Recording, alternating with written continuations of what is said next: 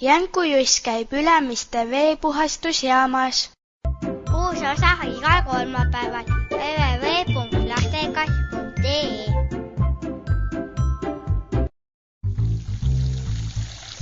Kes vannitoas on? Mina, ma pesen hambaid. Kuule Jass, me ju rääkisime, et hammaste pesemise ajaks keeratakse kraan kinni. Muidu kulub ju asjata puhast joogivett. Aga Jass, sa peaksid ju vannis olema. Jass ütles, et ta ei taha minuga koos vannis olla, sest ma panin liiga palju vahtu. Jah, las just tuleb vannis välja, ma lasen endale uue vee. Ei, Jass, nii ei lähe see mitte. Vannis kulub niigi 3 korda rohkem vett kui duši all käies.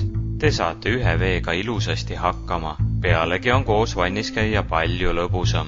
Aga kuidas see vesi üldse meie kodudesse tuleb? Veepuhastusjaamast. Aga kuidas vesi veepuhastusjaama saab? Loodusest. Näiteks Tallinna veepuhastusjaam saab oma vee Ülemiste järvest. Nii see on, aga ega kraanist tulev vesi ei ole lihtsalt järvevesi. Joogiveks saamiseks läbib vesi keeruka tehnoloogilise puhastusprotsessi. Aga te saate seda ise ka näha. 22. märtsil tähistatakse igal pool maailmas rahvusvahelist veepäeva. Selle puhul kutsub Ülemiste veepuhastusjaam kõiki endale külla. Lähme sinna veepuhastusjaama. Lähme, jah.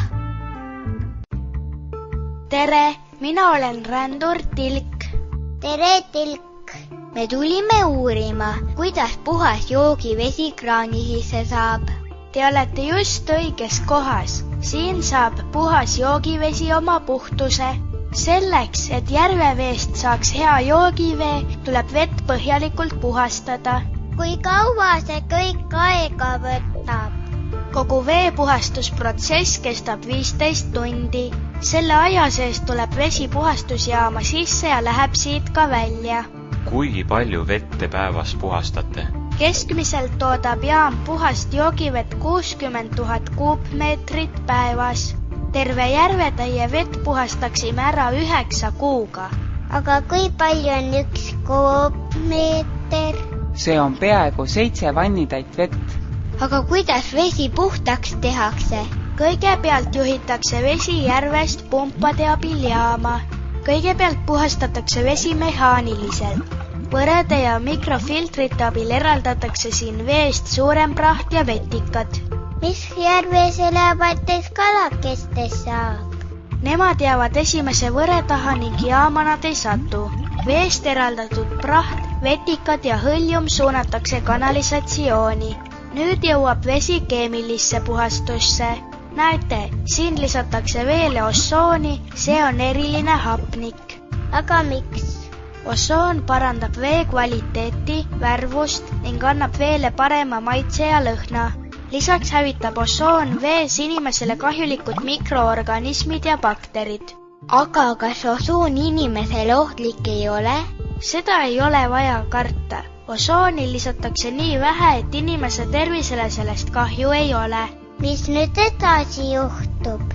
Järgmises basseinis ehk segistis lisatakse veele erilist veepuhastuskemikaali.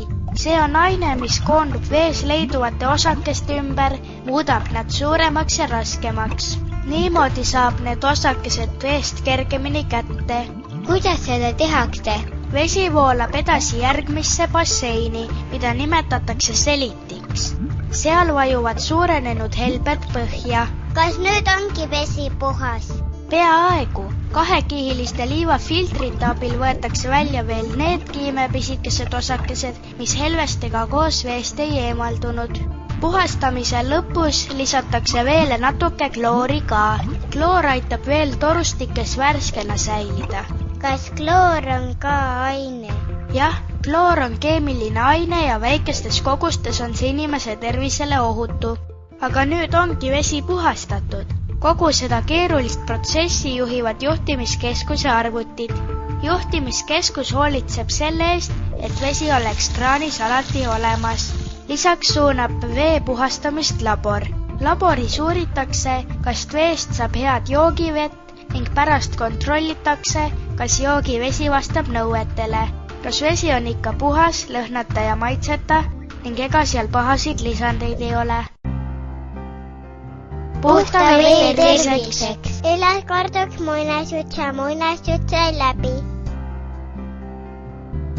Kui soovid veemaailmast rohkem teada saada, siis kliki siia ja mängi koos Rändur Tilgaga arendavaid veemänge.